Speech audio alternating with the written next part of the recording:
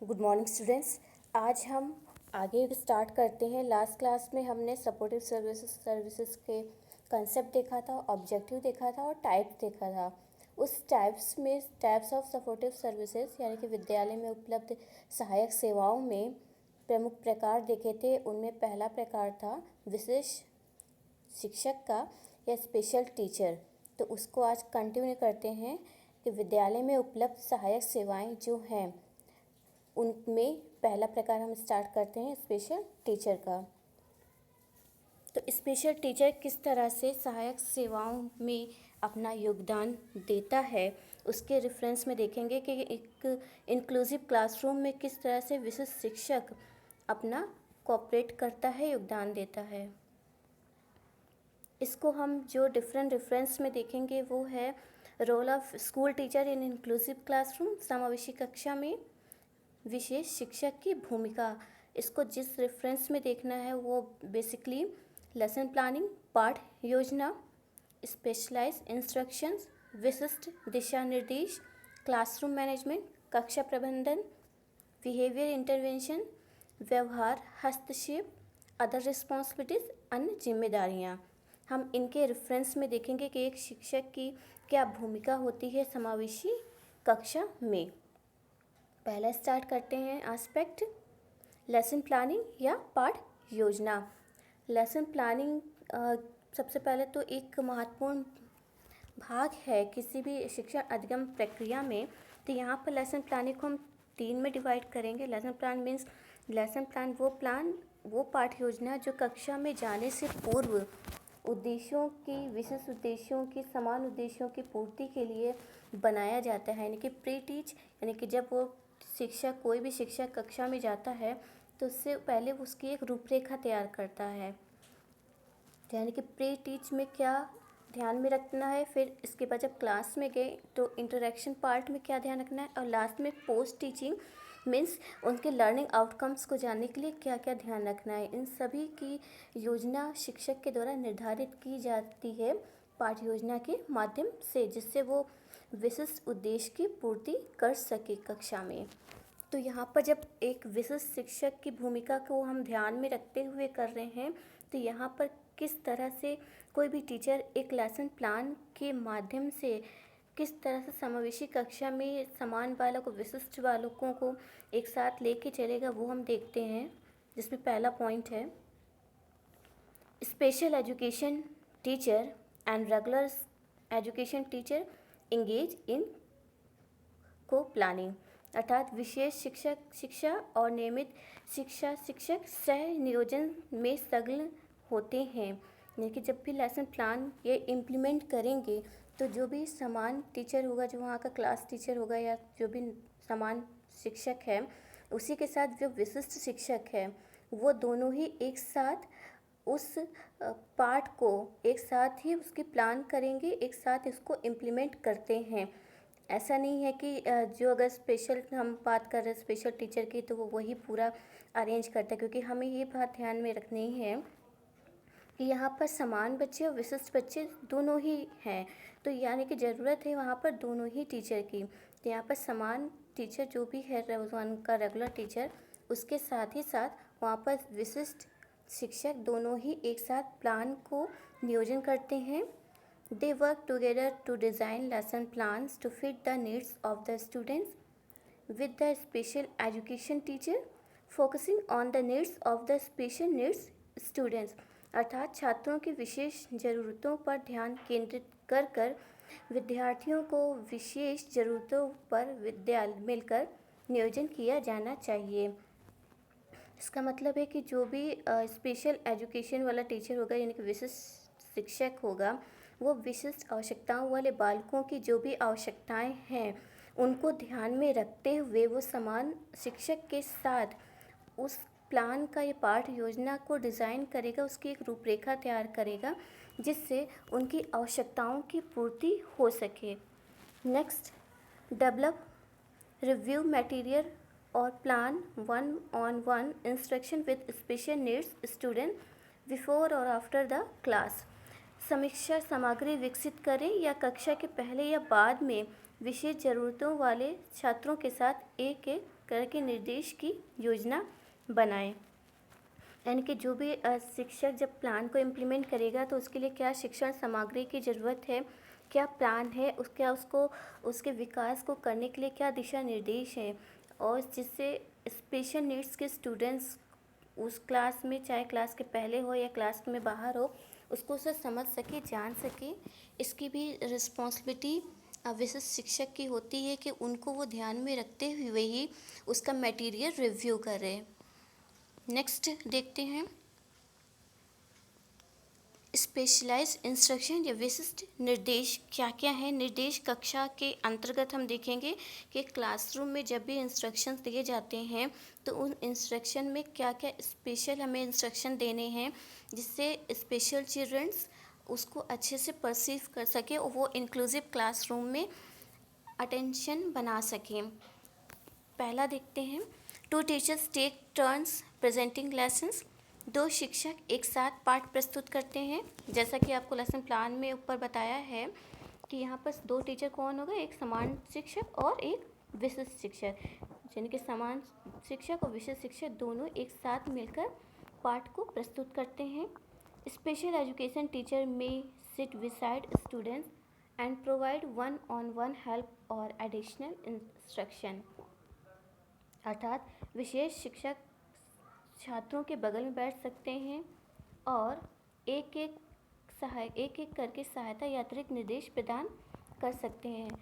जब दो शिक्षक एक साथ पाठ को प्रस्तुत करते हैं, मान लीजिए अगर समान शिक्षक पाठ को प्रेजेंट कर रहा है तो दूसरा टीचर यानी कि जो स्पेशल टीचर होगा वो स्टूडेंट्स के बगल में बैठ सकता है, पीछे बैठ सकता है, और जो भी इंस्ट्रक्शन एक समान टीचर दे रहा है तो वो जो स्पेशल नीड्स स्टूडेंट्स हैं या समान बालक है वो किस तरह से उस इंस्ट्रक्शन को फॉलो कर रहे हैं या नहीं कर पा रहे हैं, वो अतिरिक्त सहायता देता है, यानी कि वो हेल्प करता रहता है कि वो इंस्ट्रक्शन को परसीव कर सकें।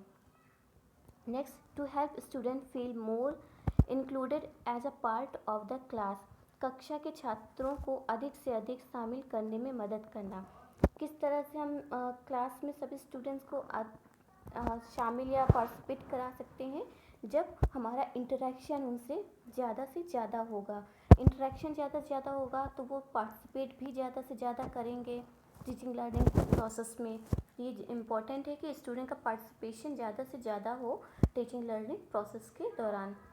Next, inclusion classroom every day unless are students need require it.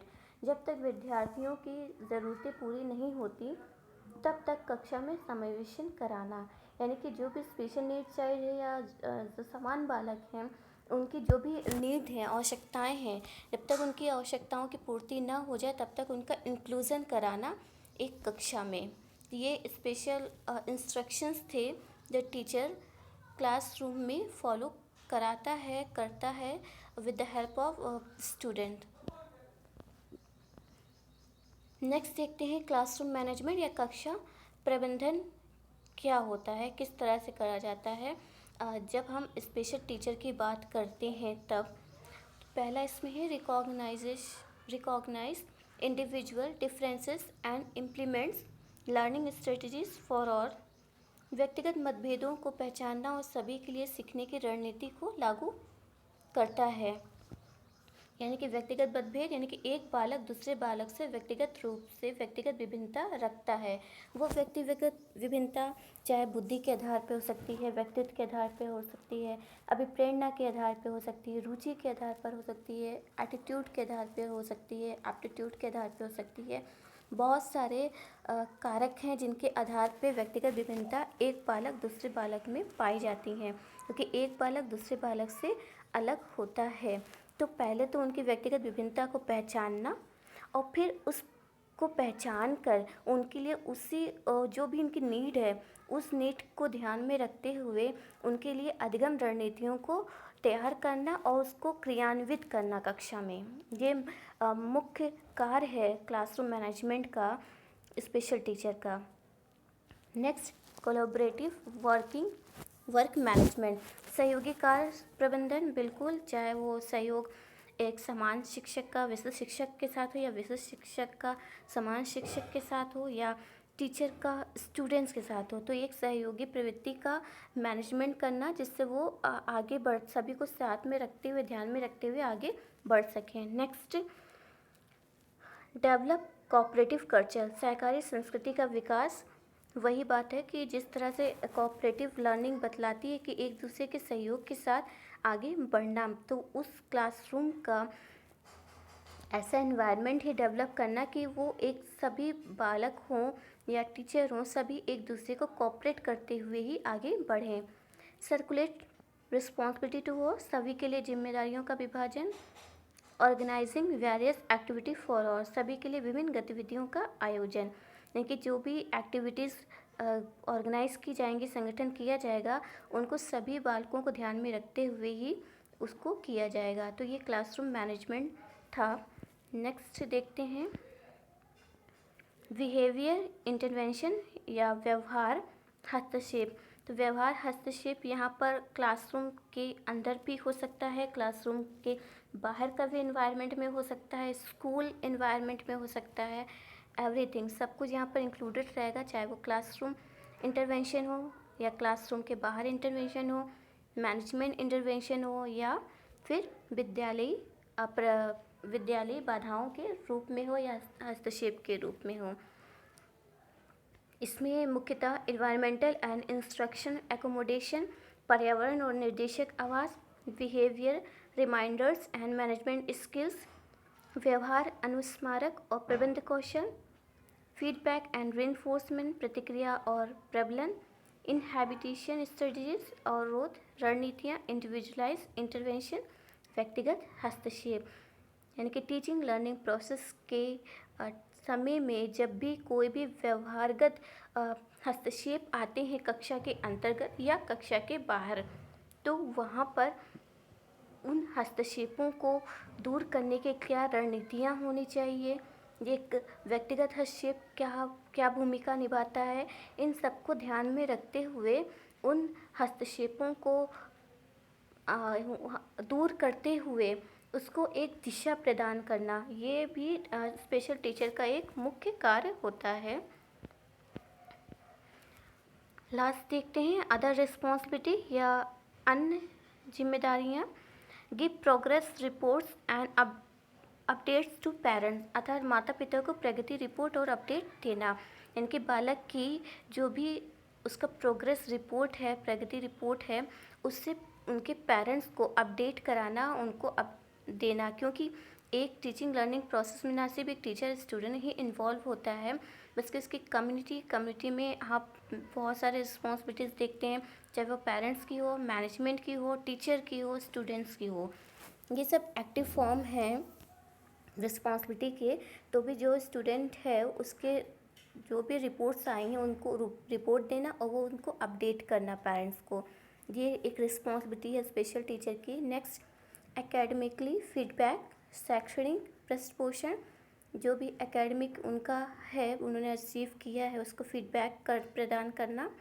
To access individualise educational programme, व्यक्तिगत शिक्षा कार्यक्रमों को पहुंचाना देना, अर्थात यानी कि जो भी व्यक्तिगत शिक्षा कार्यक्रम विशिष्ट आवश्यकताओं को पूरा करने के लिए बनाए गए हैं उनको एक्सेस कराना, उनको पहुंचाना। नेक्स्ट, कंसल्टेंट और काउंसलिंग, सलाहकार या परामर्श, जो कि बहुत आवश्यक होता है सपोर्टिव सर्विसेज में, कि जहाँ पर भी परामर्श की आवश्यकता हो उन बच्चों को परामर्श उपलब्ध कराएं। Next, arrange meeting to discuss these plans with parents, administrator, counsellor and other individual involve in the education of a child with special needs. माता पिता, प्रशासकों, परामर्शदाताओं और विशेष आवश्यकताओं वाले बच्चे की शिक्षा में शामिल अन्य व्यक्तियों के साथ इन योजनाओं पर चर्चा करने के लिए मीटिंग की व्यवस्था करना। इसके अंतर्गत पेरेंट्स, टीचर, एडमिनिस्ट्रेटर जो भी हैं, प्रबंधक हैं, काउंसलर हैं, वो सभी जो भी स्पेशल नीड्स हैं, यानी कि बालक की जो भी विशेष आवश्यकताएं हैं उनको फुलफिल कराने के लिए सभी के साथ सहयोग करते हुए आगे बढ़ना, ये मुख्य जिम्मेदारी के रूप में दिखलाई पड़ता है। तो आज हमने देखा एक टीचर की क्या भूमिका है सपोर्टिव सर्विसेज को यानी कि सहायक सेवाओं को प्रदान करने में। कल हम नेक्स्ट टाइप के बारे में डिस्कस करेंगे। आज के लिए इतना ही। Thank you.